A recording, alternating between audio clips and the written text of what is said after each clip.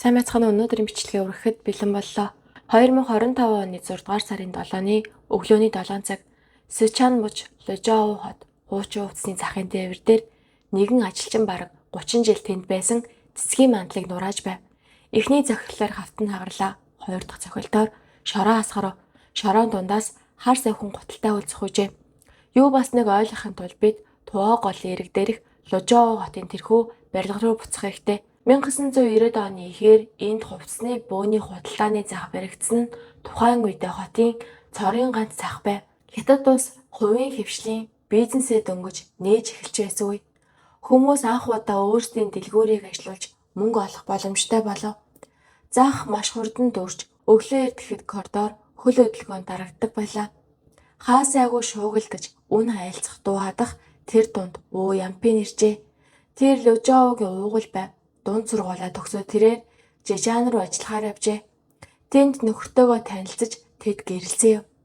Хожим нь тэд бага насны хүүгийн хамт Лужоуд буцаж ирэн энэ захад дэлгүүр нээсэн.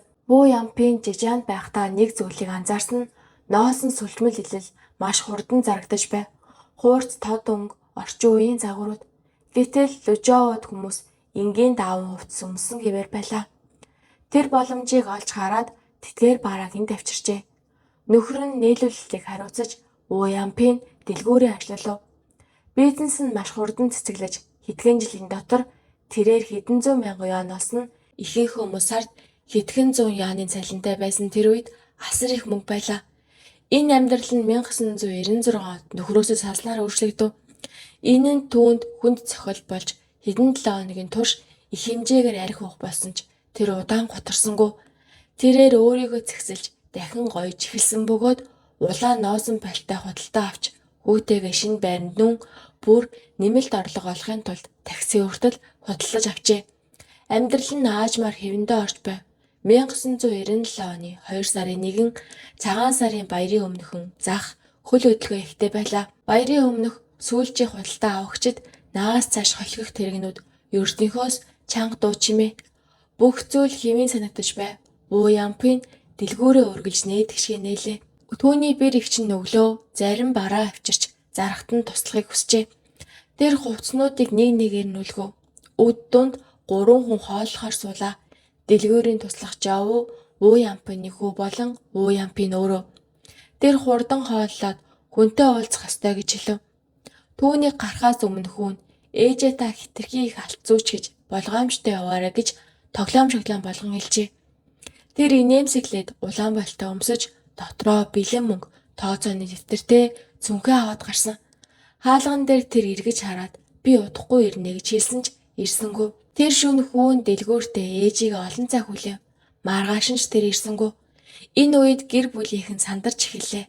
Зарим нь түүнийг ганцаараа байхыг хүссэн байх гэж, зарим нь заллин дүрцэн байх гэж, харин зарим нь магадгүй барьцаалагдсан гэж хамгаалж байв. Бодит байдал дээр юу болсныг хинж төсөөлөөгүй юм. Тэд цагдаа дуудаж сонин зар тавьжээ. Худалдагч бүрээс Уу Ямпыг харсан уу гэж дахин асуусан ч хинж хараагүй байв. Хэргийн тайланг цагдаагийн архивд хийж тэндээ 28 жил халуулагджээ. Дэлгүүрийн туслах Жаву нэг зүйлийг тод санаж байв. Уу Ямпыг хамгийн сүүлд дуудаж авч явсан хүн бол Чин Ипэн байлаа. Чин тэр захад дэлгүүртээ эхлээд хажуугийн лангуунд төрөл төрөсөгдөө тусалдаг байжээ. Хожим нь тэр өөрийн бизнесээ эхлүүлэхийг хүссэн ч мөнгөгүй байсан тул Уу Ямпынээс 40 мянган юан зээлсэн байна. Уу Ямпын найз нөхдөдөө тусламж хэрэгтэй үед үгүй гэж хэлдэггүй нэр хүндтэй нэгэн байв. Тэр зөвхөн мөнгө зээлээ зогсохгүй Чэнийг дэлгүүрээсээ бараа авч зараад дараа нь мөнгөө төлөхийг зөвшөөрдөг байжээ. Гэвч мөнгө хизээж буцаж төлөгдсөнгүй. Өөр төлөгдөөгүй хэвээр байж цаг хугацаа өнгөрсөөр байв. Уу Ямпыг алга болсны дараа цагдаа нар Чэнийг хурдан олсон юм. Түүний тайлбар ердөө энгийн байв. Мөнгөө аль хэдийн буцааж өгсөн. Уу Ямпын тэгээд хаашаа явсныг мэдэхгүй. Цогцос байхгүй, нотлох баримт байхгүй тул түүнийг худал хэлж байгааг нотолж чадсангүй. Саадуулах үндэслэхгүй байсан тул цагдаа нар түүнийг авуулжээ. 7 хоног хүрэхгүй хугацааны дараа тэр Лужоугаас явсан байна. Цагаан сарын дараа тэр нэг удаа ирж дэлгүүрээ суллаж үлдсэн бараагаа зараад бүх зүйлийг хааж улмаар Чэн сургуу алга болжээ. Хүү ээжигээ алга болоход 10 настай байсан. Тэр ээжигээ өөрийг нь орхиод явна гэдэгт итгэж чадахгүй байв. Томчууд хаасайгүй хайж тэрч бас өөрийнхөө хэмжээнд хайсаар байлаа. Тэр туваа голын эрэг дагуу олон цагаар алхдаг байсан. Заримдаа холоос харагдах дүрсийг ээжигээ байна гэж андууран гүйдэг байсан ч дандаа өөр хүн байдаг байлаа. Шөнө болоход тэр ээжгүй гэрлүүгээ харахыг хүсдэггүй байв.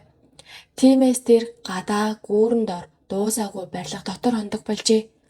Хүүтэн болж эхлэхэд хаа нэгтэйгээс ээж нь гараад ирэх болов гэж гордон харсаар суудаг байлаа. Цаг хугацаа өнгөрөхөд тэр гудамж талбай хаанаас хоол олж болох, хэн тусалж болохыг мэддэг болжээ. Зарим хүмүүс түүнд хоолны үлдэгдэл өгч, заримдаа ангийнхан хүүхэд гэртээ онолдог байсан ч өглөө болохоос өмнө тэр аль хэдийн явчихсан байдаг байв. Тэр зах руугаа хизээж буцаж очиагүй. Ээжигээ өөр хаа нэгтэй байгаа гэдэгт тэр итгэж байлаа. Энэ байдал бараг 2 жил үргэлжлэв. Тэр улам дуугүй болж таньдаг хүмүүсээсээ зайлсхийдэг болсон. Хэсэг хугацаанд тэр өдөр бүр нэг цагт гэрээсээ гарч нэг цагт ирдэг байсан тул томчууд түүнийг сургуультай явж байна гэж боддог байсан ч тэр сургуультай явхаа бүр мөсөн байсан байв. Түүний хувьд ээжигээ олохоос өөр чухал зүйл байсангүй. 16 настайдаа тэрээр аавтайгаа хамт амьдрахаар Жижаарн руу яв. Тэр бараг дуугардгүй байлаа. Хэсэг хугацаанд тэнүүчж байгаад аажмаар ажиллаж эхэлсэн. Өсчин хүргэлт худалдаа гэд янз бүрийн ажил хийж хэрхэн амьд үлдхийг сурчээ. Гэвч зарим зүйл хизээж өөрчлөгдсөнгүй. Олон жилийн турш тэр бараг унтаж чаддгүй байв. Нүдэ анах бүрд миний ээж хаана байна? Тэр зүгээр болов уу? Тэр бас намайг хайж байгаа болов гэсэн асуулт толгойд нь эргүүлтэн. Төвчгийн аргагүй болохоор тэр арх уудаг байсан. Нэг шөнө тэр сэтгэлээр унаж надад одоо бүх зүйл байна. Байшин машин. Гэхдээ ээж мэл гэртээ ирсэн үг зүйлжээ. Цаг хугацаа өнгөрөхөд тэр бас нэг зүйлийг анзаарсан. Ээжийнхээ дуу хоолойг мартаж эхэлж байв. Тиймээс тэр ганц зургаа дахин харж хизээ нэгэн цагт царайг нь нүртэл мартахгүй гэхээс айдаг байлаа. 10 жил, 20 жил, 30 жил тэр хайхаа хизээ зогсоогоогүй. 2025 оны 6 дугаар сарын 7 Күү Чежаанд байлаа. Тэр орой түүний утас дугуйр гэр бүлийн чатанд зурвас иржээ. Хувцсны захыг шинчилж байна. Дээвэр дэрэх цэцгийн мандлыг нураахад арагяас гарч иржээ. Тэр уншаад юу ч хэлсэнгүй, уцаа аавдаа өгөө. Тэд тэгээд би рүү харсан. Алинж дуугарсангүй. Гэхдээ хэн болохыг нь хоёулаа мэдэж байлаа. 28 жилийн хугацаанд тэр захаас гараад хизээж эргэж ирээгүй ганцхан хүн байсан нь түүний ээж байв. Тэр шөнө тэрээр хамгийн ихний нислэгийн цэцэг захиалж Лужаа руу буцжээ. Цагдаа нар хэдхэн минутын дотор ирсэн. Цэцгийн мандлыг аль хэдийн нээсэн байлаа. Дотор нь эмэгтэй хүний арга яс байв. Ясанд нь хувцсны үлдэгдэл болох улаан хөрөм наалдсан байлаа. Цогцыг нүхний оролд хүнд шороондоор нуглан чихэж хийсэн байв. Урдчилсан дүгнэлтээр дор хаяж 20 жил болсон гэж үзжээ. Тэд ДНХ дээж авч үндэсний мэдээллийн сан шалгасан ч таарсангүй. Хэрэг мухардалд орсон тул тэд айл бүрээр явж асууж эхлэв. Тэгтэл нэгнээр дурдгчжээ. 1997 онд захын 20 дугаар давхарт хувцсны дэлгүүр ажиллаулдаг байсан цагаан сарын өмнөхөн гараад ирээгүй эмэгтэй Уу Ямпин хин нэгэн зураг авчирчээ. Тэр зургуудын нэг дээр тэрээр хүүтэйгээ хамт улаан носон пальтаа өмсчихсэн зогсож байсан нь арга яснаас олдсон тэрхүү хувцастай яг ижил байв. Өөр нэг зураг дээр 100 гартай 2 алтан бөкчтэй байлаа. Харин хэргийн газраас бөгж олдоогүй юм. Зогцыг барилгын дээд давхарт гадны хүн амархан нэвтрэх боломжгүй газар булсан байсан бөгөөд үүнийг ганцаараа хийх боломжгүй байлаа. Энэ нь хэргийг үйлцэх хүн энэ газрыг сайн мэддэг мөн өөр нэг хүн байсан гэсэн үг юм. Энэ үед хүү Лужаавд ирж цусны дээж өгөөд хүлээж байлаа. Гэхдээ тэр аль хэдийн мэдэж байсан юм. ДНХ шинжилгээний хариу гарч энэ нь нээж Уу Ямпин болох нь тогтогдов. Цагдаа нар тухайн үед тэнд байсан хүмүүс рүү дахин хандав. Тэд дэлгүүрийн туслах эмэгтэй Жовог олжээ. Тэр нэг зүйлийг маш тод санаж байлаа. Тэр өдөр Уу Ямпиныг дуудаж авч явсан хүн бол Чэн Ипэн байсан. Гэвч архивт Чэн Ипэн гэх нэр байсангүй. Цагдаа нар 1990 оны цаасан архивыг дахин шив. Тэр үед дижитал систем байгаагүй тул бүгдийг гараар шалгах шаардлагатай болжээ. Зөвхөн Лужао хотод ийм нэртэй 100 гаруй эмэгтэй байлаа. Тэд тэднийг нэг нэгээр нь шалгаж хасаар байсан. Хайлт улам мөргөцсөн ч түүнийг олж чадсангүй. Тэр яг л байхгүй мэт алга болжээ. Тиймээс цагдаа нар чиглэлээ өөрчлөв. Нэрийг нь ягаа болж түүнийг таньдаг хүнийг хайж эхэллээ. Тэд түүний төрсөн нутаг Лушан муж руу яв. Тэнд хүү амны мөрдөгч биш, харин залилангийн эсрэг ажил хийж буй дүр хэсгэн хүмүүстэй уулзжээ. Тэрхүү ярианы үед нэгэн эрэгтэй өөрийн дуу Чэньипэний тухай дурджээ. Тэр Шанхайд олон жил болж байгаа. Ерөөсөө гэртээ ирдэггүй. Энэ нь тэднийг Шанхай дахь Чэн Муоё гэх эмэгтэй рүү хөтлжээ. Түүний албан ёсны бүртгэл хачирхалтай байлаа. 2004 оноос өмнө түүний тухай мэдээлэл бараг байхгүй. Үүнээс хойш Чэн Америк нэгдсэн улс Өмнөд Солонгос руу ойр ойрхон зорчих болжээ. Хизээ нэгэн цагт тэр өөр нэрээ дахин гарч ирсэн байв. Цагдаа нар бүхнийг нэгтгэж эхэлсэн. Тэрээр олон жилийн турш уул мөрөө баллах ажлыг хийжээ. Эхлээд нэрээ, дараа нь насаа. Тэрээр төрсөн оноо 1964 байсныг 1976 болгож 12 насаар залуужуулжээ. Дараа нь иргэний бүртгэлээ өөрчилж өөр хүний регистрийн дугаарыг ашиглан шинэ бүртгэл үүсгэсэн байна. Эцэст нь царай төрхөө тэрээр Өмнөд Солонгос руу дахин явж нүүрээ хэсэг хэсгээр нь өөрчилжээ. Олон жилийн дараа тэр төрсөн нутагт таныг эрэхт нь багаас нь мэддэг байсан хөршин түүнийг таниагүй байна. Шин нэр, шин нас, шин иргэний үнэмлэх, шин царай. Бүртгэлч Чэньипэн гэх хүн байхгүй болжээ. Гэвч энэ нь хангалтгүй байв. Цагдаа нар Чэн Муоё бол Чэньипэн мөн гэдгийг нотлох ёстой байлаа. Хуучин цагдаагийн архиваас тэд нэг зургоос нь 20 гаруй жилийн өмнөх иргэний өмнөхний зураг байв. Царай нь одоогийнхоос нь тэсвэр харагдаж байлаа. Гэвч захын хуучин худалдагч нарт тэр зургийг харуулхад тэд эргэлзэлгүйгээр энэ бол Чэньипэн мөн гэцгээв. Чэн олон жилийн турш гадаад руу орж гарч байсан тул хэрв сэжиг авбал дахиад алга болох аюултай байсан. 2025 оны 9-р сарын 12-нд түүнд хилээр гарахыг хориглох арга хэмжээ авчээ. Тэр түүнийг мэдээгүй байв. 11 хоногийн дараа цагдаагийн газар нэгэн зурвас иржээ. Хэргийг зөвөр мөрдөөч миний нэрийг цэвэрл гэсэн байна. Энэ нь Чэньипэн байлаа. Тэрээр Шанхай нисэх онгоцны буудалд Өмнөд Солонгос руу нисэх гэж байгаад хаалган дээр зогсоогдсон байна. Тэр үед л тэр явж чадахгүй болсноо ойлгожээ. Цагийн дараа өөр нэг зурвас маргааш нь бүр урт зурвас иржээ. Тэрээр өөрийнхөө нөхцөл байдал дарамт чахалт зарлалын тухай ярьж нуух зүйл байхгүй хамтран ажиллахад бэлэн гэдгээ хэлээд Шанхайд уулзахыг санал болгов. Хэрв тэр цагдаад юу байгааг мэдвэл зүхтах байлаа. Тийм учраас цагдаа нар баривчлагаар хөдлөв. 2025 оны 9-р сарын 27 Шанхай цагдаа нар түүний байшинг хэдэн өдрийн турш ажиглажээ. Гарц бүрийг хянаж хөдөлгөөн бүрийг нь мөрдөв. Тэр өглөө гэрээсээ гарч Нанжин зам руу яваад өдөөс хойш метронд суужээ. Буух ёстой зогсоол нь ирсэн ч тэр суусаар л байлаа. Галт тэрэг Куншан руу үргэлжлүүлэн явсан. Цагдаа нар галт тэрэг рүү орж замын дагуух бүх таранзит офицерууд руу түүний зургийг илгээв. 30 минутын дараа эцсийн зогсоолоор тэр булаа. Мөр хөрсөн үстэй цэнхэр бодоол жинсээ өмд өөргөвчтэй туранхай эмэгтэй. Тэр 60 настай харагдсангүй. Цагдаа нар түүнийг бүслөв. Тэр эргэж харсангүй, зогссонгүй, сандарсангүй тэр гараа өргөж урагсцаагаад би Чэн Муоё байна. Та нар намайг сэжиглэж болно гэв. Маргааш нь түүний сасан нөхрийг баривчлав. Тэр үед нэг зүйл тодорхой болсон нь энэ хэргийг ганц хүн үйлдээгүй байлаа. Зогцыг 9 давхар хүртэл зөөж цэцгийн мандал болно гэдэг цаг хугацаа болон нэгээс олон хүний хүч шаарддаг ажил байв.